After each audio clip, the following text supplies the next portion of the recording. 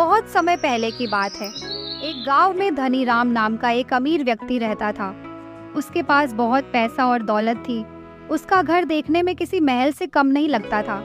पूरे गांव में उससे अमीर व्यक्ति कोई नहीं था, लेकिन उसकी कंजूसी और स्वार्थ के कारण कोई गांव वाला उसे पसंद नहीं करता था। धनी राम का स्वभाव ऐसा था कि वह अपने धन को लेकर बहुत सावधान रहता था और किसी की भी एक पैसे की मदद नहीं करता था। उसी गांव में एक गरीब किसान रहता था जिसका नाम माधव था। वह बहुत मेहनत करता था, लेकिन उसकी हालत दिन पे दिन खराब होती जा रही थी।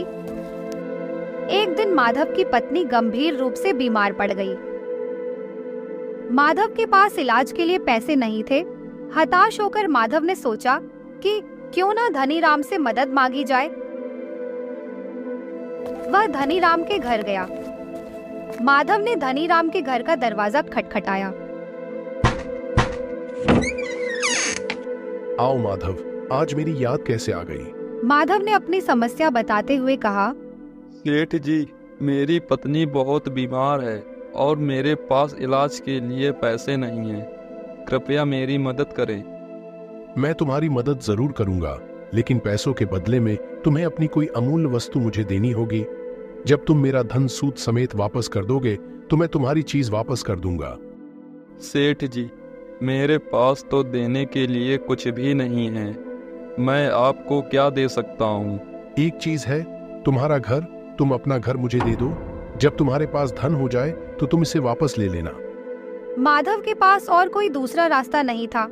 माधव धनी राम के सौदे को मान लेता है। धनी राम से पैसे लेकर मेडिकल स्टोर जाता है और दवा लेता है।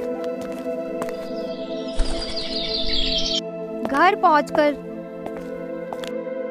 मानसी, देखो मैं दवा लाया हूँ, जल्दी से इसे खा लो, तुम बिल्कुल ठीक हो जाओगी।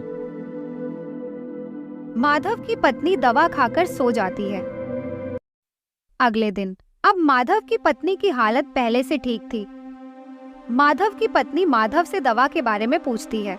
माधव अपनी पत्नी को अपने और धनी राम की सारी घटना के बारे में बताता है, जिसे सुनकर उसकी पत्नी बहुत उदास हो जाती है और माधव से कहती है, ये आपने क्या कर दिया? हमारे पास रहने के लिए सिर्फ यही एक झोपड़ी थी और इसे आपने उस कंजूस सेठ धनी राम को दे दिया। तुम चिंता मत करो, मैं कहीं न कहीं से पैसे लाकर धनी राम को दे दूंगा और अपना घर वापस ले लूंगा। आप इतने पैसे कहाँ से लाओगे? तुम चिंता मत करो, मैं पैसों का इंतजाम कर लूंगा।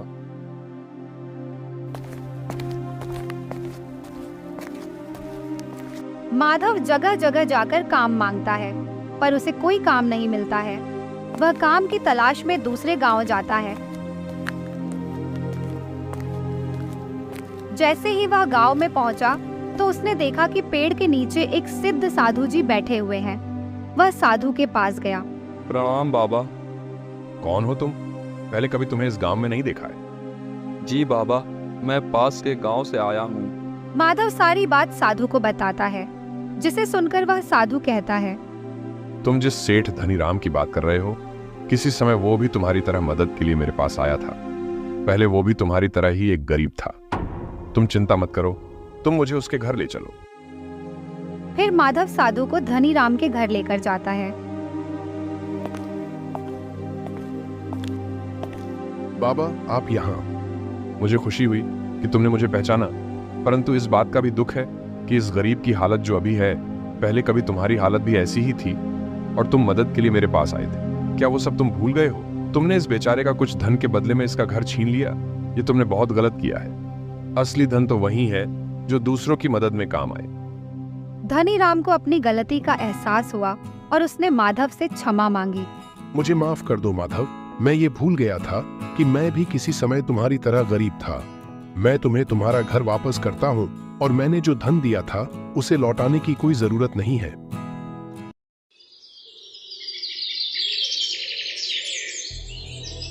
अगर एक और बार मुझे बाबू बोले ना तो एक लगाऊंगी। चुपचाप चला जा यहाँ से, वरना मुझसे बुरा कोई नहीं होगा। अरे कुसुम, तुम गुस्सा क्यों होती हो? तुम मुझे बहुत अच्छी लगती हो। मैं तुमसे शादी करना चाहता हूँ। मुझसे शादी के सपने छोड़ और निकल यहाँ से। बड़ा आया शादी करने वाला। फिर इतना बोलकर कुसुम गुस्से में वहां से चली जाती है। तभी मोहन का दोस्त बिरजू वहां से गुजर रहा होता है। अरे मोहन भाई, ये कुसुम तुमसे क्या कह रही थी? कुछ नहीं भाई, अपने प्यार का इजहार कर रही थी। लेकिन भाई उसके हाव भाव को देखकर लग रहा था कि वो तुम्हें खरी कोठी सुनाकर गई है। मोहन भाई मेरी मानो तुम इस कुसुम से दूर ही रहा करो। गांव वालों का कहना है इसके ऊपर चुड़ैल का साया है, यह रात में वीराने में घूमती है। चल बेवकूफ, तेरा दिमाग खराब हो गया है। जो इतनी सुंदर लड़की को चुड़ैल बोल रहा है। मैं तो कुसुम से ही शादी करूंगा। फिर इतना बोलकर वह अपने घर की ओर चल देता है। माँ, अब मेरी शादी की उम्र हो गई है, मेरी किसी सुंदर लड़की से शादी करवा दो। हाँ, क्यों नहीं। अगर राजा बेटा का कोई और भी अरमान है तो वो भी बता दीजिए, आपके सारे अरमान एक साथ ही पूरे करवा देंगे। काम धाम तो कुछ करना नहीं है, तेरी उम्र के लड़के कुछ न कुछ काम कर रहे हैं, और एक तू है पूरा दिन घूमता रहता है और मुफ्त की रोटियां तोड़ता रहता है। भला तुझ जैसे लड़के को कोई अपनी लड़की क्यों देगा? पहले कोई काम धाम करके कुछ पैसे वैसे कमा के दिखाओ, फिर शादी के सपने देखना। चल भाग यहाँ से। देखो ना माँ, पिताजी हमेशा मेरी बेइज्जती करते हैं। किसी दिन मैं घर छोड़कर ही चला जाऊंगा। अरे नहीं नहीं बेटा, कैसी बातें कर रहा है, ये सब तुम्हारा ही तो है। अजी आप तो रहने ही दो, हर वक्त मेरे भोले भाले बेटे को ताना मारते रहते हो। अजी हमारे पास इतनी धन दौलत है, क्या आप ये सब अपने साथ ऊपर लेके जाओगे? भला मेरे बेटे को कमाने की क्या जरूरत? मुझे कुसुम बहुत अच्छी लगती है, तुम उसके घर मेरा रिश्ता लेकर जाओ ना। मैं कल ही कुसुम के माता पिता से तुम्हारे रिश्ते की बात करने जाऊंगी। फिर अगले दिन सेठ और सेठानी कुसुम के घर रिश्ता लेकर जाते हैं और अपने पैसे का रुबाब दिखाते हैं। अरे सेठ जी, सेठानी जी, आप लोग यहाँ। देखो भोला, मेरे बेटे को तुम्हारी बेटी बहुत पसंद है और वह इसी से शादी करना चाहता है। मैं चाहता हूँ कि तुम अपनी बेटी की शादी मेरे बेटे से करवा दो। तुम्हारी किस्मत अच्छी है जो तुम्हारी बेटी की शादी मेरे बेटे से हो रही है। लेकिन आप लोग इतने अमीर लोग हैं और हम गरीब, हमारे पास देने के लिए कुछ भी नहीं है। बस तुम कुसुम की शादी मेरे बेटे से करवा दो और मुझे तुमसे कुछ नहीं चाहिए। कुसुम और मोहन की शादी हो जाती है। मोहन कुसुम से शादी करके फूला नहीं समाता। रात होने पर मोहन और कुसुम अपने कमरे में सो रहे होते हैं। तभी कुसुम की आंख खुलती है और उठकर घर से बाहर निकल जाती है और जंगल की ओर जाने लगती है। मोहन का दोस्त बिरजू वहां से गुजर रहा होता है। अरे ये भाभी जी इतनी रात गए कहाँ जा रही है? मुझे इनके पीछे जाकर देखना होगा। फिर बिरजू कुसुम का पीछा करने लगता है।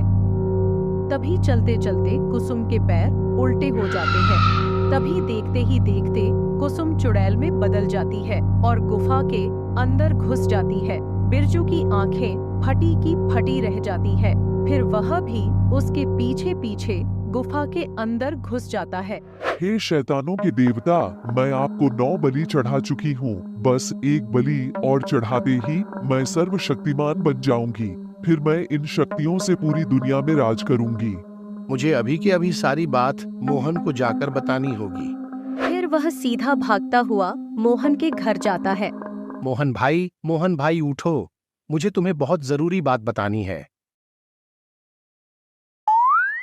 अरे नास मिटे, उठ जा, कितना सोएगा? अरे क्या हुआ भाई, इतनी रात में तुम यहाँ क्या कर रहे हो? भाई मैंने तुम्हें पहले ही कहा था कि तुम्हारी बीवी चुड़ैल है, लेकिन तुमने मेरी बात का विश्वास नहीं किया था। भाई मुझे लगता है कि तुम्हारा दिमाग घास चरने गया है, जो ये बेकार की बातें कर रहे हो। अच्छा तो ये बताओ कि क्या कुसुम घर में है? इतने में कुसुम वहां आ जाती है। क्या हुआ बिरजू भैया, इतनी रात में यहाँ कैसे आना हुआ? बिरजू कुसुम को घर में देखकर हक्का बक्का रह जाता है। कुछ नहीं भाभी जी, मैं तो बस यहाँ से गुजर रहा था तो सोचा मोहन से मिलता चलूं। अच्छा मैं चलता हूँ। इतना बोलकर बिरजू वहां से दुम दबाकर भाग जाता है। अजी क्या हुआ, ये आपका दोस्त आपसे क्या कह रहा था? कुछ नहीं, बस ऐसे ही बेकार की बातें कर रहा था। सुबह होने पर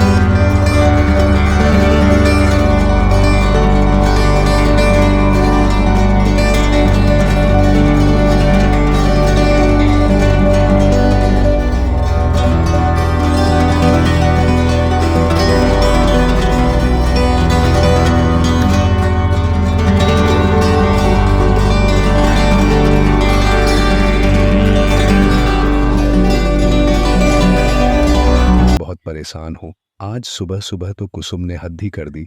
उसने माँ के बाल पकड़कर उनसे बदतमीजी की। भाई, मैंने तो तुमसे पहले ही कहा था कि कुसुम के ऊपर चुड़ैल का साया है। मेरे पास एक उपाय है जिससे तुम कुसुम का असली रूप देख सकते हो। अगर तुम उसके सामने आईना रख दो तो तुम्हें उसकी असलियत उस रात आईने होने में पर दिख मोहन एक आईना अपने कमरे में रख देता है और उसे एक कपड़े से ढक देता है। अरे प्रियतम, तुम कहाँ हो? देखो मैं तुम्हारे लिए क्या लाया हूँ। अजी क्या हुआ और इस कपड़े में क्या है? जैसे ही कुसुम कपड़ा हटाती है तो उस आईने में उसकी असलियत दिखाई देने लगती है। मोहन की आंखें फटी की फटी रह जाती हैं। अरे मर गए रे, ये मैं किस मुसीबत में फंस गया। अच्छा हुआ तुझे मेरी असलियत के बारे में पता चल गया। आज रात तेरी ही बलि देने वाली थी। अरे भागो रे भागो, मेरी बीवी तो चुड़ैल निकली। बिरजू भाई जल्दी से दरवाजा बंद कर दो। तुमने सही कहा था, मेरी बीवी चुड़ैल है। मैंने उसकी असलियत आईने में देख ली है, अब वो मुझे नहीं छोड़ेगी। तभी जोर जोर से दरवाजा खटखटाने की आवाज आने लगती है। वे दोनों खिड़की से बाहर देखते हैं।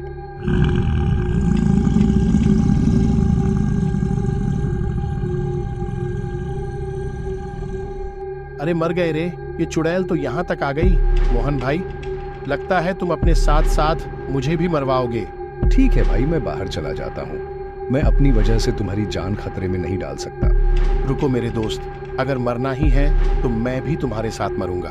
अगर मैंने आज अपने दोस्त का साथ नहीं दिया तो ये दुनिया किसी की दोस्ती पर विश्वास नहीं करेगी। चलो मेरे दोस्त। फिर वे दोनों घर से बाहर चले जाते हैं। अरे वाह, बड़ी पक्की दोस्ती है तुम दोनों की। कोई बात नहीं, मैं आज तुम दोनों की बलि दूंगी। चुड़ैल उन्हें मारने के लिए आगे बढ़ती है। ये क्या हो रहा है? ये तेज रोशनी कहाँ से आ रही है? और चुड़ैल दूर जाकर गिरती है। अरे मर गई रे, मैं यहाँ कैसे आ गई? अरे मोहन भाई, ये कैसे हो गया? ये चुड़ैल दूर कैसे चली गई? तभी मोहन को बिरजू के गले में हनुमान जी का ताबीज दिखाई देता है। बिरजू भाई, मुझे लगता है कि तुम्हारे इस ताबीज की वजह से हुआ है। अगर ये ताबीज इतना शक्तिशाली है तो यदि हम इस ताबीज को चुड़ैल के गले में डाल दें तो चुड़ैल मर सकती है। फिर बिरजू चुड़ैल के पास जाता है और उसका ध्यान अपनी ओर आकर्षित करता है। मोहन पीछे से आकर वो ताबीज चुड़ैल के गले में डाल देता है। ये क्या हो रहा है? मुझे बचाओ, कोई इस ताबीज को निकालो। ताबीज के पड़ते ही चुड़ैल तड़पने लगती है और थोड़ी ही देर में जलकर राख हो जाती है।